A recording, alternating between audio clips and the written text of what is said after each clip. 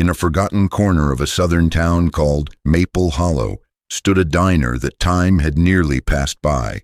It was old, the paint peeled, the windows fogged in summer heat, but it stayed open, through storms, through bankruptcies, through grief. It was called Brooks Diner, and it belonged to a woman named Lena Brooks. She ran it the way her father had, with tired hands, stubborn faith, and a kind of quiet dignity that didn't beg for attention. Each morning she unlocked the door before the sun, turned the coffee pot on, and prayed that someone, anyone, would come in hungry enough to keep the lights on one more day. That morning, like many before it, started slow. A few old regulars drifted in, farmers, truckers, a widow working a crossword in the corner, nothing unusual, until the door opened and he walked in, tall, weathered, wrapped in a leather jacket faded by sun and time. His beard was thick, his boots heavy, and his eyes were the kind of tired that sleep didn't fix. But it wasn't his weariness that caught everyone's attention. It was the patch stitched across his back, a skeletal reaper holding a scythe, the symbol of the Grim Reaper's motorcycle club. The diner froze. A spoon dropped. A coffee mug clinked. Even the radio seemed to lose signal for a breath. He didn't speak, just walked to the far end of the counter and sat alone. No threats, no demands. Just a man trying to disappear into a cup of coffee. Lena poured him one without a word. A few minutes later, the bell rang again. This time it was Officer Rick Daly and Deputy Claire Morgan, badges shining, eyes sharp. Rick spotted the biker instantly, and something in him seemed to light up. He walked over with purpose, leaned on the counter with arrogance honed by years of unchecked authority. "Well, well," he said, voice loud enough for the whole room. "Don't usually see your kind in Maple Hollow." The biker didn't respond, just drank his coffee. Rick wasn't interested in silence. "Let's see some ID," he said. "Could be one of those reapers the department warned us about." The man reached slowly into his jacket, cautious, calm. Rick's hand drifted to his gun, and that's when Lena stepped in. She didn't raise her voice, didn't throw a scene. She just planted herself behind the counter and said, "He's a paying customer, same as everyone else." The room held its breath. Rick's jaw tightened. "You siding with him?" Lena didn't blink. "I'm siding with what's right." For a moment, Rick looked like he might push it further, but instead he scoffed, threw some cash on the counter, and stormed out. Claire followed, quiet and conflicted. The biker looked at Lena for the first time. Pale eyes, red rims, tired beyond words. He reached into his wallet, but Lena shook her head. "Breakfast is on me," he nodded, just once. A gesture filled with more weight than any "thank you." Then he left, and that should have been the end of it. But small towns remember the things they don't like, and they don't forgive quickly. That night, someone taped a cardboard sign to the front door. "No biker lovers. No troublemakers." Lena ripped it down before opening the next morning, but the words stuck to her just the same. Long before the biker walked in, before the police stirred trouble, before the cardboard sign called her a traitor, Lena Brooks was already fighting a battle the town didn't see. Every morning started the same. She'd roll out of bed before sunrise, her back stiff from sleep, her mind already racing. She'd brush her teeth in silence, pull her curls into a bun, and drive to the diner her father built with his own hands, one nail and prayer at a time. Brooks's diner wasn't just a job, it was her inheritance, her burden, her lifeline. But it was bleeding slowly. The regulars were getting older. The town was shrinking. The old factory that once gave this place a pulse had closed 3 years ago. Since then, storefronts on Main Street fell one by one, their windows boarded like eyes, refusing to look at the truth. The diner stayed open out of habit and out of pride. Lena refused to be the one to close the door for good, even when the cash register held barely enough to cover eggs and gas. even when the power bill showed up with angry red ink screaming final notice across the top. Even when she had to choose between fixing the leaky fridge or buying her father's medication. Because Ernest Brooks, once the strongest man in Maple Hollow, now lay in a hospital bed at Riverstone Medical, speechless, half paralyzed, and slowly fading behind tubes and beeping machines. His stroke came fast. Lena's life changed faster. He'd been everything, her father, her compass, her protector, and now she visited him like he was a photograph, still there but no longer able to speak. So she poured herself into the diner, into routine, into the comfort of a job where she knew exactly how much batter to use and which mugs had tiny chips in them. Most days the breakfast crowd barely filled a booth. 4 tired farmers, 2 truckers passing through, maybe a high school teacher grading papers with too much coffee and not enough sleep. The tips were small, the smiles even smaller, but Lena kept moving. She cooked, cleaned, balanced books by hand.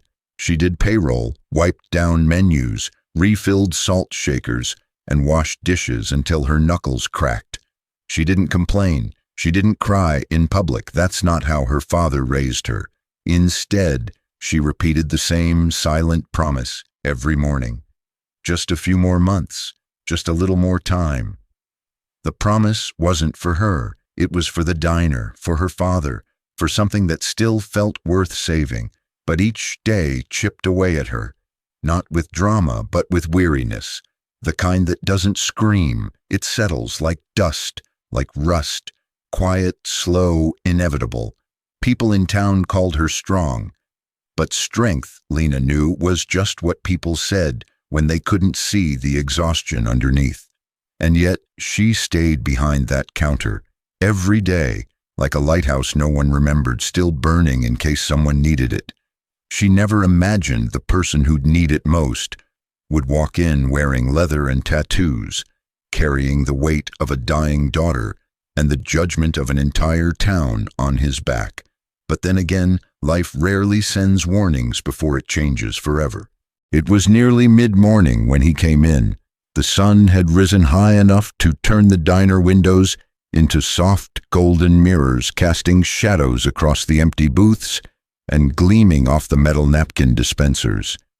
Lena Brooks was wiping down the counter for the 3rd time that morning, not because it was dirty, but because she needed something to do, something to keep her hands busy while her mind spiraled through overdue bills, unanswered prayers, and the quiet, exhausting ache of survival. Then the bell above the door jingled, and the air shifted. He stood in the entrance like he didn't quite belong to this world, tall, broad, with dust on his boots and leather that had seen 100 highways. His beard was thick and gray. His eyes were hidden beneath tired brows, and stitched across the back of his jacket in bold white thread was a patch that spoke volumes: Grim Reaper's Motorcycle Club. The moment he stepped inside, the diner froze. Mrs. Abernathy stopped mid-sip. Joe Larkin lowered his coffee mug like he was waiting for a punchline. Even the radio fizzled with static, as if unsure whether it should keep playing. Lena's hands paused on the rag. It wasn't just the patch, it was the weight he carried. Some men walked in with noise, others walked in with history, and this man, Jack Hawk Mitchell, though she wouldn't know his name yet, carried both.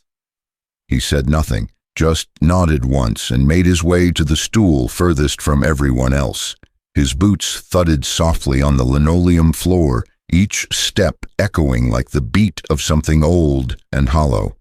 He sat, hunched slightly, like someone trying to make himself smaller, invisible.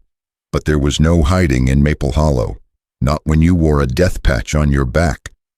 Lena didn't ask questions. She poured a glass of water, grabbed a cloudy menu, and walked it over like she would for anyone else. He didn't touch the menu. He didn't look up.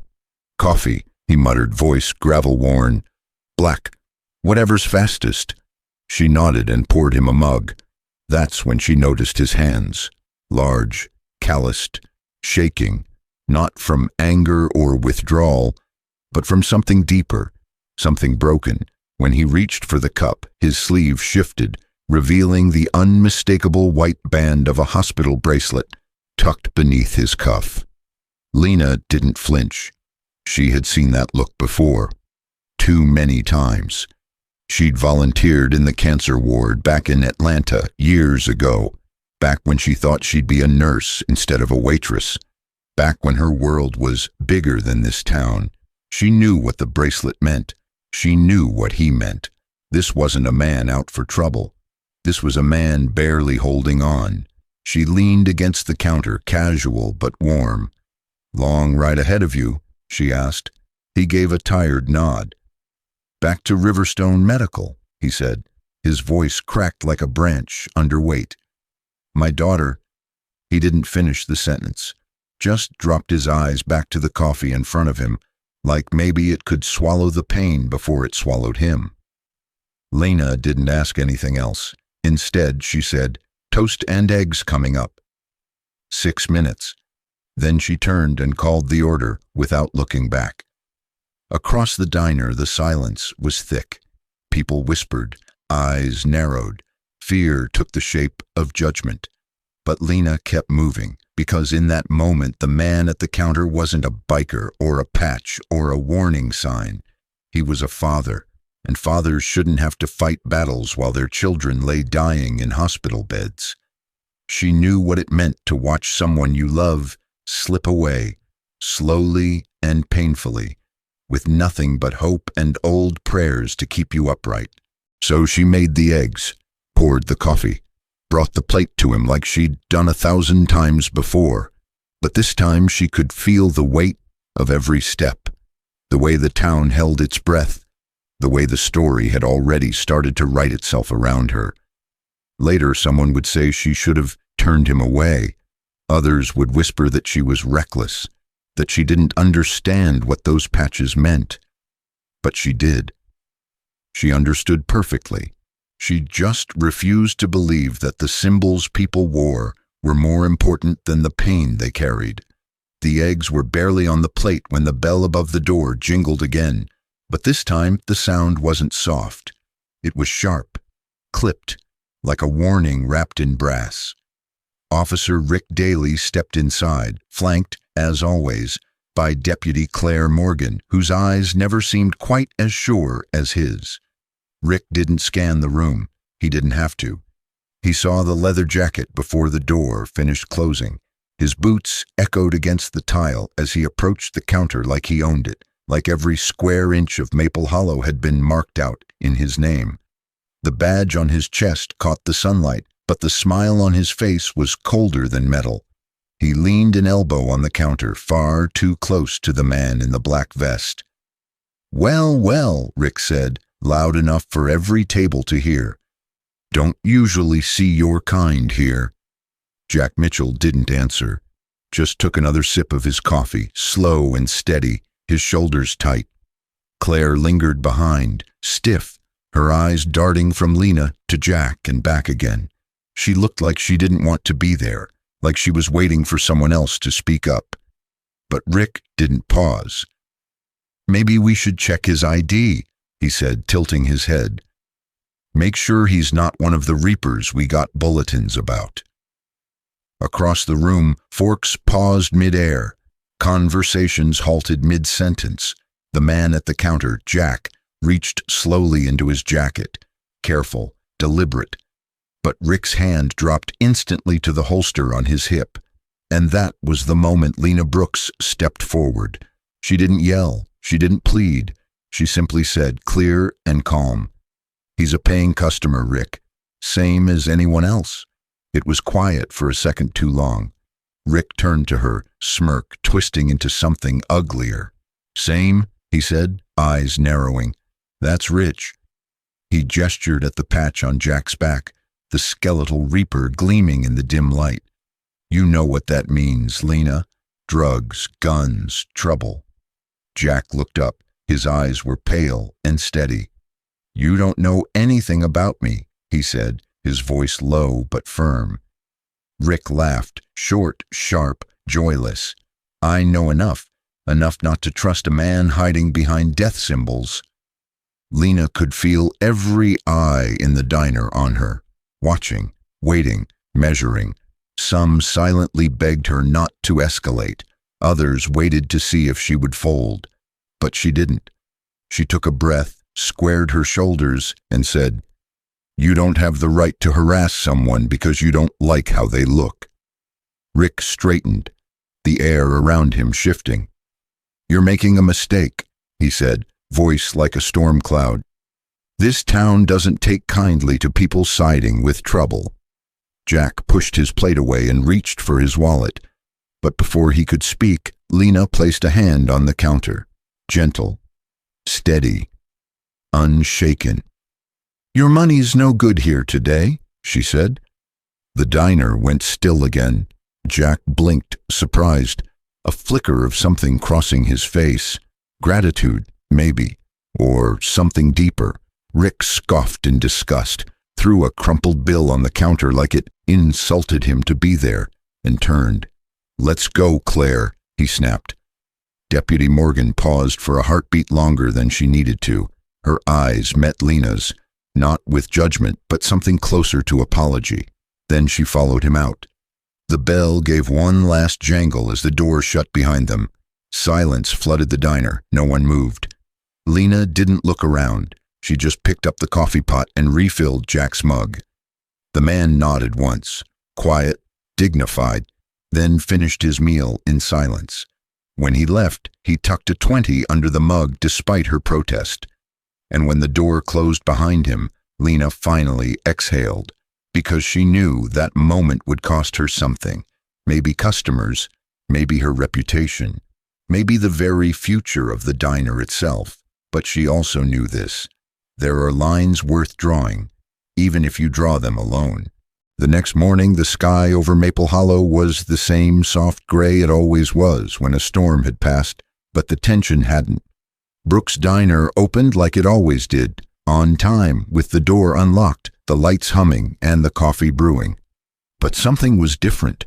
It was in the way the silence sat heavier on the stools, in the way the shadows seemed to linger longer, in the way no one came in, not the truckers, not the farmers, not even Mrs. Abernathy with her crossword and decaf. The first hour passed in absolute stillness. Then the second. By 10 o'clock, Lena had refilled the coffee pot twice, not because it was needed, because ritual mattered when everything else felt like it might crumble. She wiped the counter that didn't need wiping, rearranged the condiments that were already in perfect rows, counted change in the till like it might offer her some kind of direction.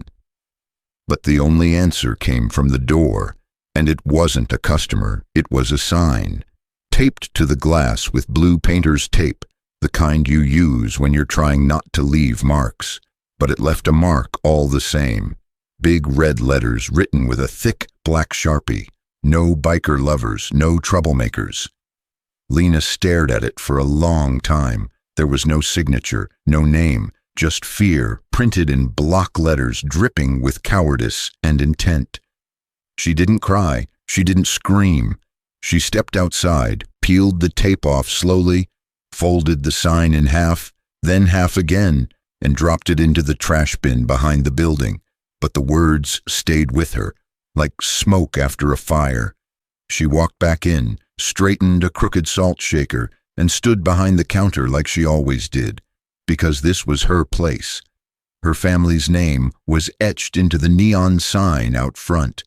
Her father's laughter still echoed between these walls, and no handwritten threat taped to the glass was going to erase that. But the damage was done. The diner was now a symbol, not of eggs and coffee and quiet mornings, but of something far more uncomfortable. A woman who didn't look away. A woman who had chosen decency over popularity, principle over silence, and in small towns, people notice that kind of thing. By lunchtime, Lena served exactly 2 customers, neither of whom met her eyes. By evening, the only sound in the room was the tick of the wall clock and the low hum of a radio that didn't have the courage to play anything with lyrics. She flipped the open sign to closed, with a sigh that felt deeper than it should. Then she walked to her car, sat for a moment in the driver's seat, and stared at the wheel like it held an answer. But it didn't. She didn't go home. She drove to Riverstone Medical Center, to the sterile walls and the soft beeping monitors and the quiet place where her father lay still. Room 214. She pushed the door open gently and stepped into the low glow of machines and silence. Ernest Brooks, once a force of nature, now lay like a photograph in a frame. She pulled up a chair, took his hand, warm, still strong in its own way, and whispered, "Rough day at the diner, Dad." Her voice cracked, but she kept talking. She told him about the biker, about the badge, about the stairs and the silence and the cardboard sign. She told him she might have picked a fight with the sheriff, not with fists, but with conviction. And then she said, "You raised me to speak up when something's wrong. That's what I did." His chest rose and fell in rhythm with the machines, steady and slow. She looked at the old calluses on his hands, the hands that once taught her how to knead biscuit dough, how to swing a hammer, how to hold on when the world got heavy. She let the silence linger. Then she added, "Someone asked me why I helped him. Why I fed a man with that patch on his back. I didn't have a speech, I just knew he looked like a man carrying something too heavy to carry alone. And I thought, maybe eggs and toast would help. Even just for a little while." Her hand squeezed his. Or maybe she just imagined it. She stayed there a while longer, letting the hum of the machines and the rhythm of memory keep her company. Then before she left, she kissed his knuckles and whispered, "I didn't back down today, Dad, and I won't tomorrow either." The next morning, Lena opened the diner like she always did, on time, quiet, steady, alone. The cardboard sign was gone, burned in the trash barrel out back the night before. Its ashes had curled and flaked like dried leaves, leaving nothing behind but a faint scent of smoke and a resolve that refused to die. But the silence remained. By 9 a.m., not a single customer had walked through the door. No coffee poured, no forks clinked, no laughter in the booths. Just Lena behind the counter, wiping the same spot for the third time. She told herself she wasn't waiting, but she was. For what, she didn't know. And then the bell rang. She turned, expecting maybe a lost traveler or a supply driver, but it wasn't either. A man and a woman stood in the doorway, dressed in denim, leather, and dust from the road. Not young, but not old. Faces lined by wind and years. Eyes clear. The man was tall, lean, with a strong jaw, and hands that looked like they knew how to fix things no one else would touch. His jacket bore a small silver skull pin. Subtle, but unmistakable. The woman beside him wore a denim vest stitched with the same insignia. Her long gray braid draped over one shoulder, and her smile was gentle. Earnest. Lena's breath caught, not in fear, but in something like recognition. "You, Lena Brooks?" the man asked, voice low and steady. "I am," she said, stepping forward. He extended a hand. "I'm Ray Mitchell. This is my wife, Donna. We're Jack's family." Jack, the biker from 2 days ago, the man with the hospital bracelet and the heavy eyes. Lena's shoulders eased just slightly. They shook hands, firm, warm, no tension. "He told us what happened," Donna said. "Said you stood up for him when no one else would." "He wanted to come himself," Ray added, "but he's still at Riverstone with Jesse." Lena's face softened. "How is she?" Ray paused, his eyes clouded. "Stage 4, they're trying something experimental. It's the last shot." Lena swallowed hard. There wasn't a word in the world that could fix that sentence. "I'm sorry," she said quietly.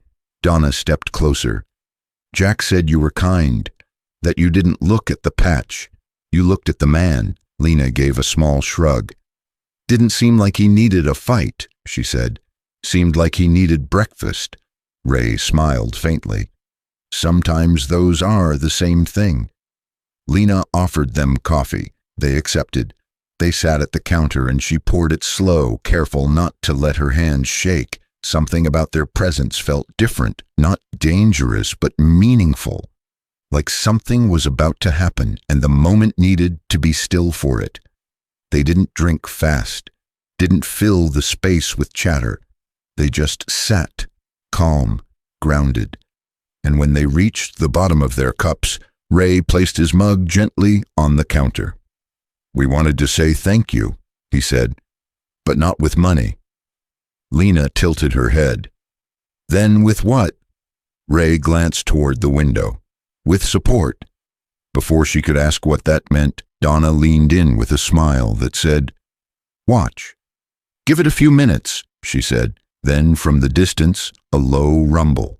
Barely there at first, like thunder gathering its breath, then louder and closer. Lena turned to the window, and her breath hitched in her throat. Chrome shimmered on the horizon. Engines growled, leather flashed. Down both ends of Main Street, motorcycles filled the road. Dozens, then hundreds. Every rider wore a patch. Every jacket bore history, some with the Reaper, some with skulls, wings, flames, some with no name at all, just symbols worn from years on the road. They came in waves, roaring into Maple Hollow like a storm that brought protection instead of rain.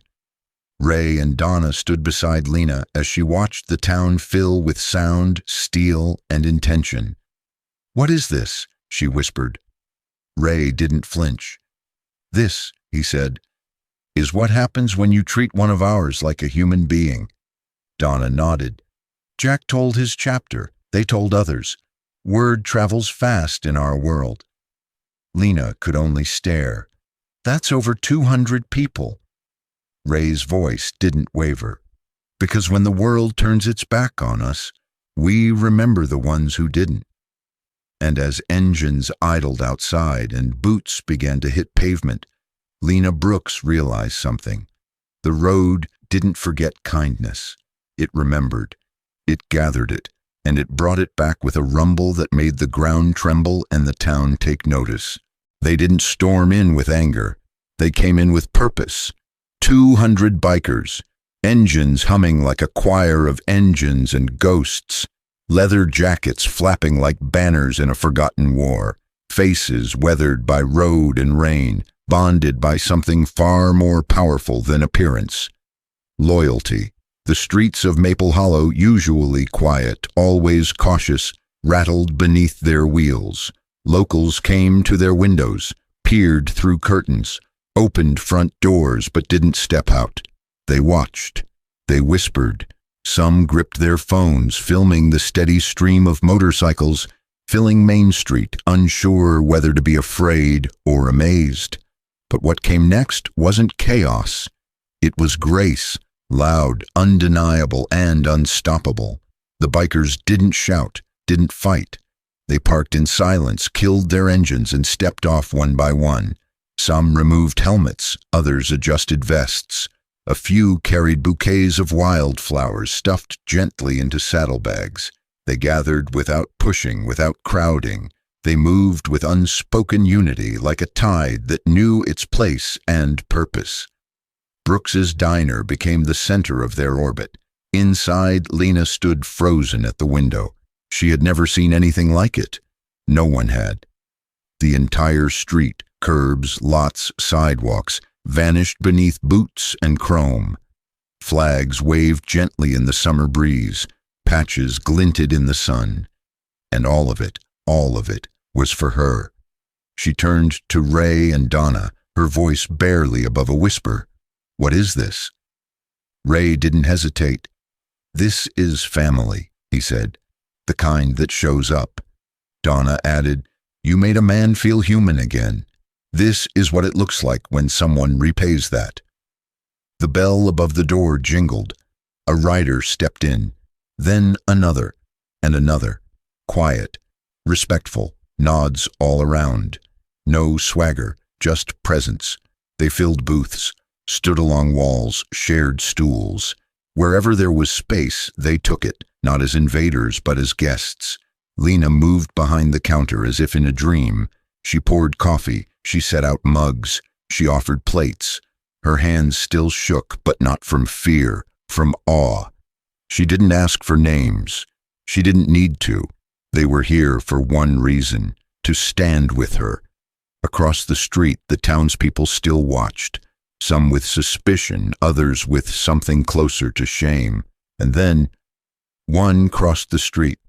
Malik, a classmate from high school, tall and broad, with a crooked grin and hands always tucked in his pockets, stepped through the door. He looked around, raised an eyebrow, and said, "You still serving those biscuits?"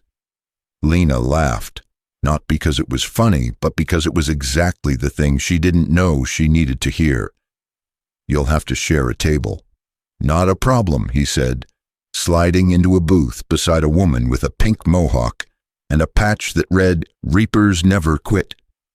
Then another local came in, then another, then more. Soon the diner buzzed, not with tension, but with the sound of walls falling. Strangers became neighbors, neighbors became allies, and Lena, still wearing the same apron her father once tied around her waist, realized something she hadn't dared hope for. This wasn't just a gathering, it was a reckoning, not of violence, but of remembrance. That decency matters, that kindness echoes, that when someone dares to do the right thing, especially when it costs them something, they are never truly alone. The rumble had faded now. Engines quiet, voices low, but in its place stood something louder, unity, born not of fear, but of respect, and in the middle of it all, still holding the same pot of coffee she had poured for a tired biker 2 days earlier, stood Lena Brooks, the woman who fed a man everyone else feared, and in doing so fed a movement the whole town would never forget. The rumble had passed. The engines were off. But the energy, the weight of it, remained. Inside Brooks' diner, it felt like the walls had expanded, as if the room was stretching to hold something bigger than bodies and booths. It was holding a moment, one that the entire town was watching. From porches and storefronts, from behind drawn curtains and shaded eyes, the people of Maple Hollow stood still. They had seen the bikes arrive. They had heard the thunder. And now they waited, hesitating on the edge of something they couldn't quite name. The fear was still there, but something else had begun to rise alongside it. Curiosity. What were all those bikers doing inside the diner? Why weren't they yelling? Why weren't they breaking things? Why were they drinking coffee? Then one man crossed the street, then another, then 2 women, then a father with his son. The sidewalk became a bridge, and soon the door of Brooks' diner jingled again, not with leather and chrome this time, but with Maple Hollow itself. They entered cautiously, looking around with wide eyes, and instead of stares or tension, they were greeted with nods, gestures of welcome, of respect. Malik had already claimed a corner booth, teaching a group of reapers how to play dominoes. Laughter spilled from the table as tiles slapped the formica with joyful confidence. Mrs. Abernathy, still in her pressed floral blouse and pearl earrings, walked in next. She didn't even glance at the patch on the woman sitting across from her. She just said, "You quilt?" The biker grinned. "I do. Cross-stitch, too." 10 minutes later, they were swapping patterns over peach cobbler.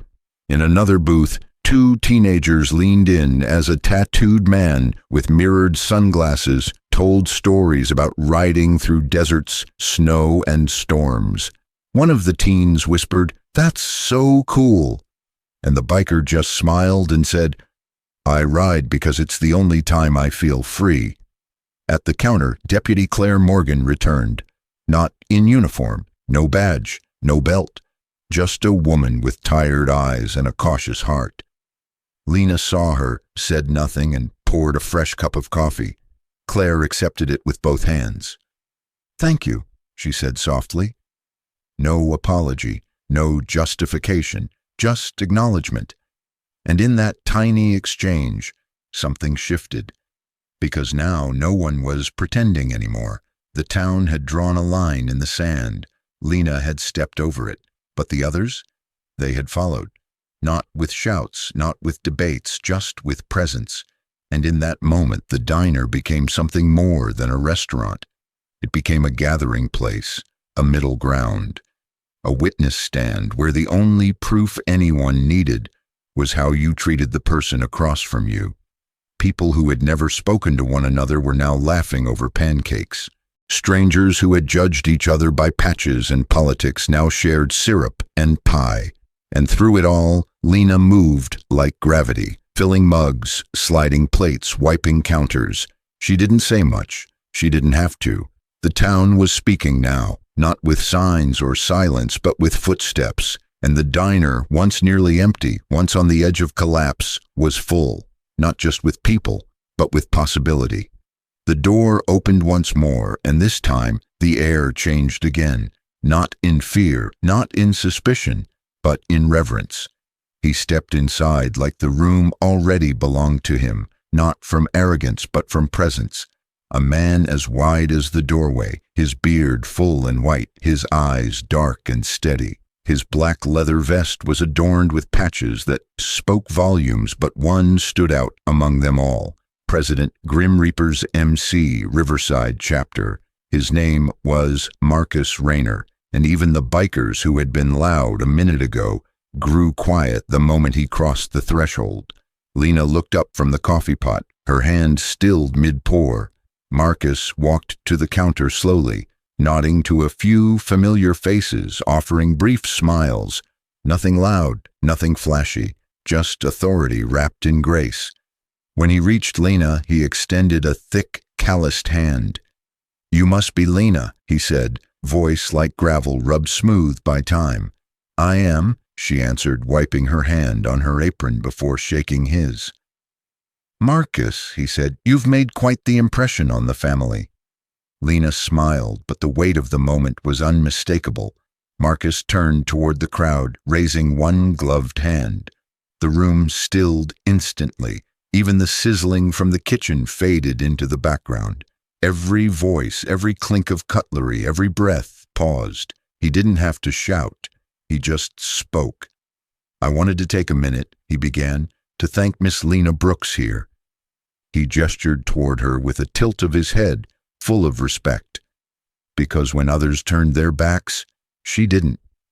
When others judged a man for the patch on his back, she looked him in the eye and saw the Father underneath. A ripple of nods moved through the crowd, quiet murmurs of agreement. Marcus continued, "Now, in our world, loyalty and respect mean something. They mean everything." He let that hang in the air for a moment before delivering the line that would live in town history. "So I want it known. Brooks Diner from this day forward rides under the protection of the Grim Reapers." The crowd erupted. It wasn't violent, it was joyous. Boots stomped, fists thudded on tables. A cheer roared so loud it rattled the window panes and spilled out into the street. Lena stood stunned. Somewhere in the back of the room, Jack Hawk Mitchell watched her with a small, quiet smile.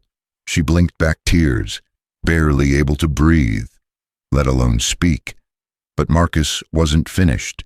He raised his hand again, and the noise ebbed like a tide pulling back. "And if anyone in this town has a problem with that," he added, turning his gaze toward the far end of the counter, "they'll have a problem with all of us."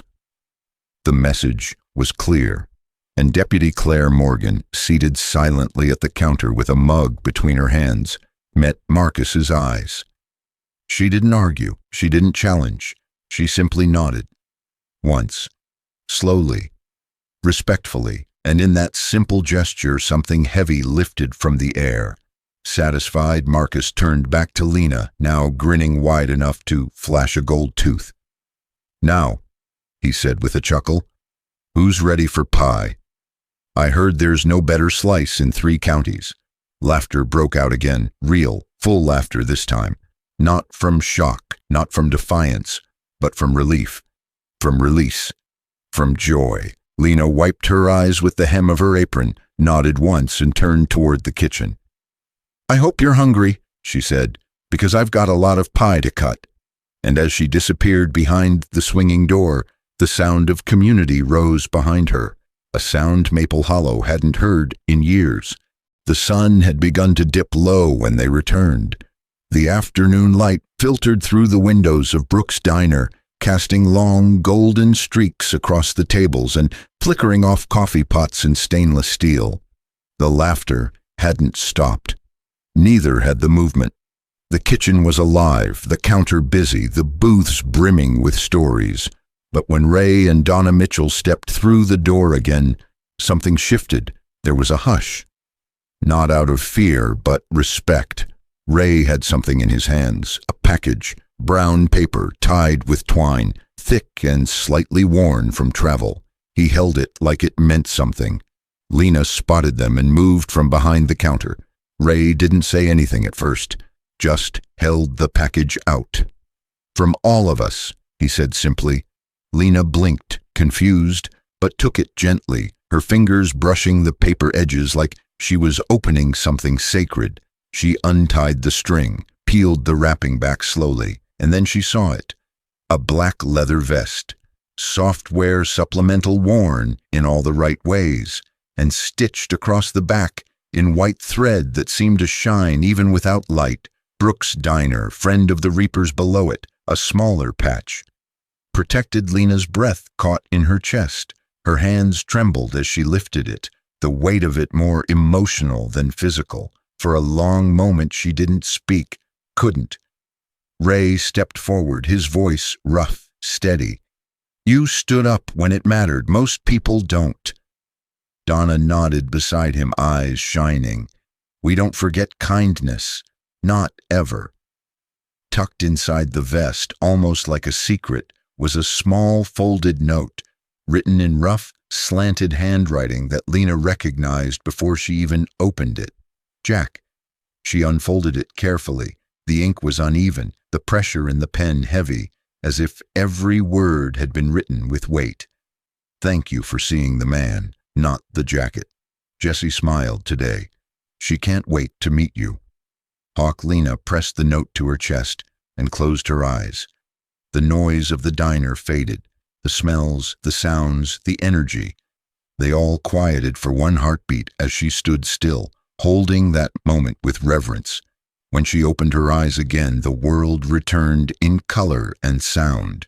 She looked to the far wall, to the old wooden frame where her father's apron still hung, stained, faded, precious. She walked to it, the vest folded gently in her arms, and beside that apron, beneath the photo of Ernest Brooks, smiling behind the same counter she now ran, she found a nail on the wall. She hung the vest there, carefully smoothing it flat. Two symbols, one of where she came from, one of what she stood for, together, for everyone to see, for everyone to remember, and for anyone to understand, without needing to ask. This was not just a diner. This was not just a rebellion. This was a promise that kindness matters, that decency deserves armor, that legacy can wear leather. And as Lena stepped back and looked at the two garments hanging side by side, her eyes filled again, but this time they weren't heavy with doubt. They were full of something far more powerful. Belonging. It was later that evening, just as the last streaks of sunlight turned Maple Hollow's sky into a wash of copper and lavender, when the bell above the door rang again. This time, it wasn't thunder. It was hesitation.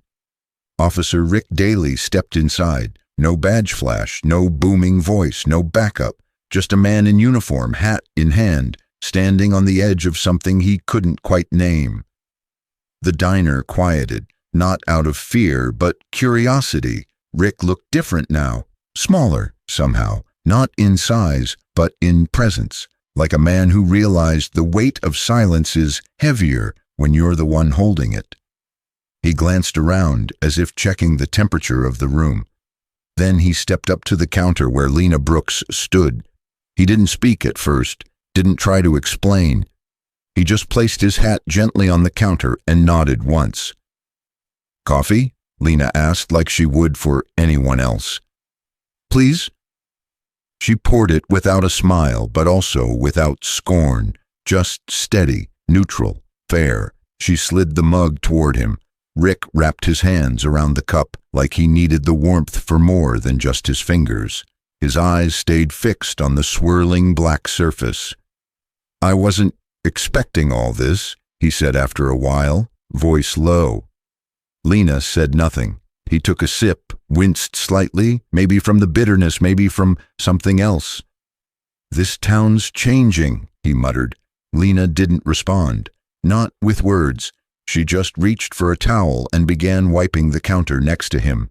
Calm, measured. She didn't lecture him. She didn't scold. She just let the weight of what had already happened speak for itself. Rick sat there, nursing the coffee in silence while around him the diner buzzed, not loudly, but with a quiet kind of celebration. Bikers and locals swapped stories, dominoes clicked in the back corner. Mrs. Abernathy and the cross-stitched biker laughed about a ruined pie crust. And through it all, Rick remained still.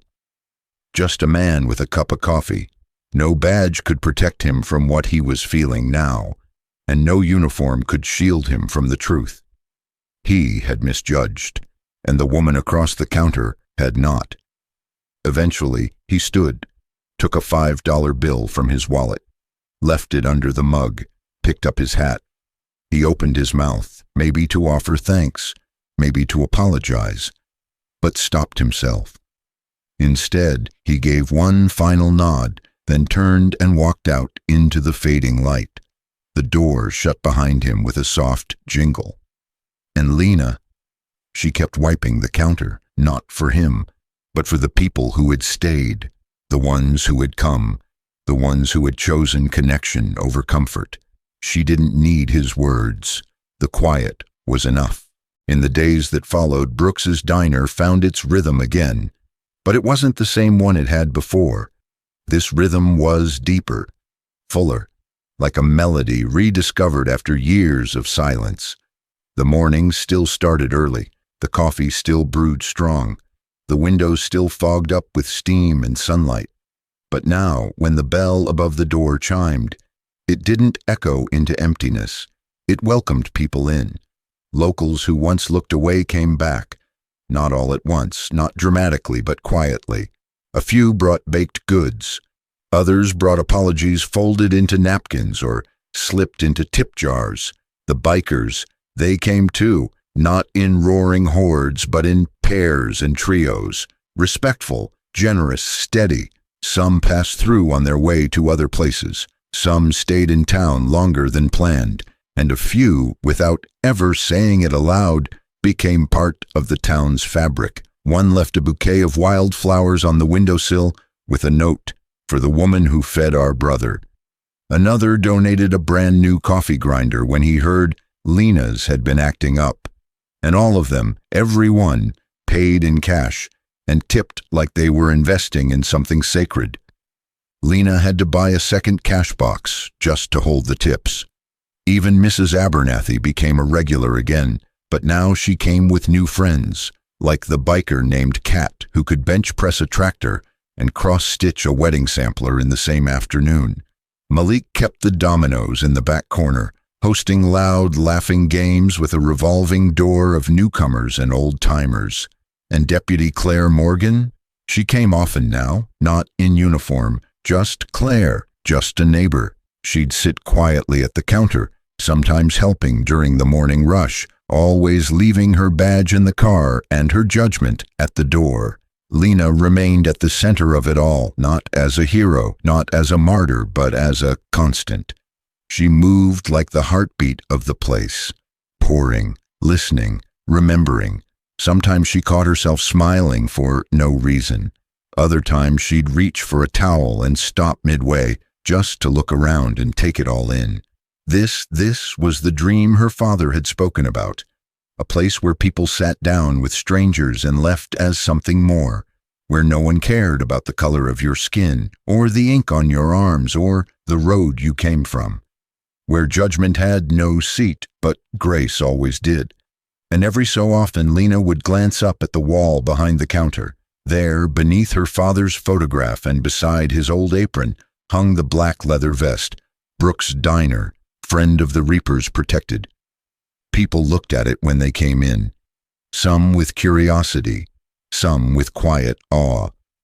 But no one questioned it, because the story behind it wasn't a secret anymore. It had been told in actions, not words, in pancakes shared, in shoulders softened, in hands extended across imaginary lines. And Lena, she didn't say much about it. She just kept showing up, because what she had learned, what they had all learned, was simple. Kindness doesn't ask for permission. It shows up, it stays, and it keeps the coffee hot. The world wasn't watching when Lena Brooks poured that first cup of coffee, but it would be soon. Because word had a way of traveling, especially when it was wrapped in leather and carried by people who knew how to move between places most folks would never go. At first, it was just whispers. A photo here, a tweet there. Someone snapped a picture of the 200 bikes lined up like an honor guard outside Brooks' Diner and posted it with a caption. One woman stood up. 200 bikers stood with her. It caught traction, then wildfire. Local bloggers picked it up, then regional news, then national. A headline made the rounds. Southern Diner becomes unlikely beacon of brotherhood and healing. Lena didn't know about any of it until a teenager from the high school stopped in, phone in hand, eyes wide. "You're on TikTok," he said, grinning, "and YouTube, and everywhere." Lena raised an eyebrow, wiped her hands on her apron, and said, "Did I do something wrong?" He laughed. "No, ma'am, you did something right." Soon after, the calls came. Reporters, podcasters, journalists wanting to tell the feel-good story of the year.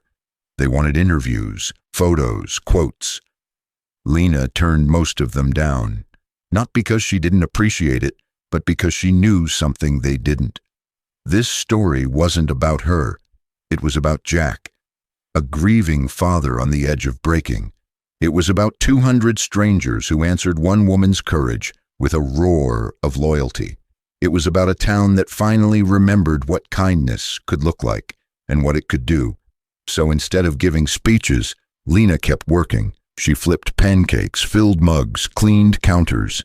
She let the story tell itself in the laughter between customers, in the clink of forks against plates, in the quiet nods exchanged between people who once wouldn't sit on the same side of the street. But the outside world didn't stop watching. Travelers began stopping in. Some drove miles out of their way just to eat at the little diner with the vest on the wall. They came with curiosity. They left with something else. Hope, maybe. Proof that the world wasn't as hard as the headlines made it seem. And always, they asked the same question. Is it true? Lena would smile and nod. Every word. She never embellished.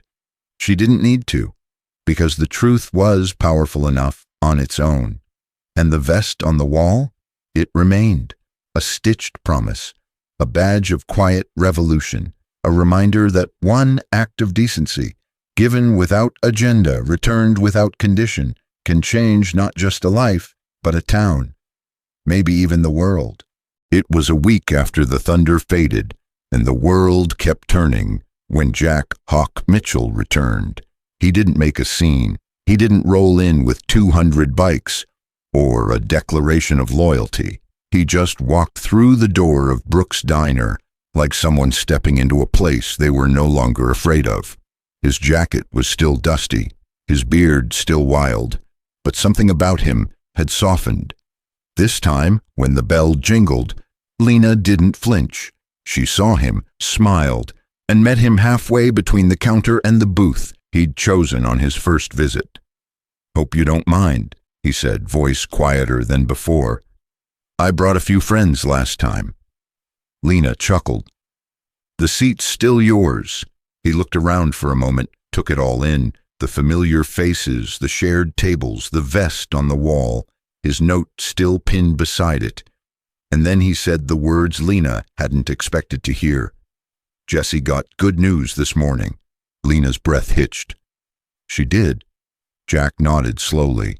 His hands still shook, just a little. "They started a new round of treatment last week. Something experimental. Wasn't sure if it'd do a thing, but—" She smiled today, for the first time in a long time. He paused, swallowed hard. "And the tumors—" He blinked, looked at the floor, then back at Lena. "There's a spark, a shift. The doctors say it's not a miracle, but it's a sign, and right now, that's enough." Lena didn't say anything. She just stepped forward and hugged him, not out of pity, not out of obligation, but because in that moment she wasn't a diner owner, and he wasn't a biker. They were just two people, tired, hopeful, clinging to light where they could find it. He stiffened for a second, then hugged her back. Firm, real. When they pulled apart, Jack cleared his throat. "She wants to meet you," he said, almost shyly. "Said, you sound like the kind of woman she hopes to be." Lena blinked fast, willing the tears to stay where they were. "I'd like that," she said. "I'd like that a lot." They sat for a while, sharing nothing more than coffee, and the weight of a long road survived. And when Jack left, it wasn't with a heavy heart, but with hope folded neatly in his back pocket.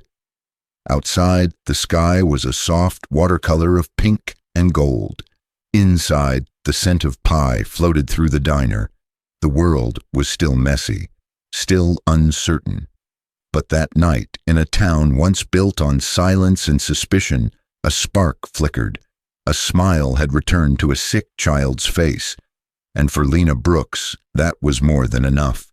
The sun dipped below the rooftops of Maple Hollow, casting long shadows down Main Street as another day at Brooks' Diner came to a close. Inside, the last plates were being cleared. The laughter was softer now, worn down to warm hums. Quiet stories shared comfort. The clatter of dishes in the kitchen, the squeak of a mop on the linoleum, the faint static of the radio, all of it settled like the heartbeat of a place that had been rebuilt not with hammers, but with hands held out instead of fists clenched. Lena Brooks stood near the front window, her apron still tied crooked around her waist, arms crossed loosely as she watched the last of the day's light melt into the horizon. Out on the sidewalk, a few of the bikers lingered, chatting with townsfolk about weather and engine oil and which pie flavor Lena was baking tomorrow. Children zipped between motorcycles on their bicycles, weaving through chrome like they belonged there. Even Lena's father, Ernest, had been wheeled out earlier that afternoon, blanketed and quiet, but present. A young reaper had pushed his chair gently through the crowd with reverence, nodding respectfully at anyone who passed. It wasn't just a good day. It was the kind of day that stitched itself into a town's memory, and at the heart of it stood Lena, tired, still unsure what tomorrow would bring, but steadier than she had been in years. She turned to look at the wall behind the counter one more time. There it was, her father's stained, faded apron, his photograph full of youth and light, and beside it, the black leather vest. Brooks' Diner, friend of the Reapers, protected. Symbols, yes, but more than that, proof.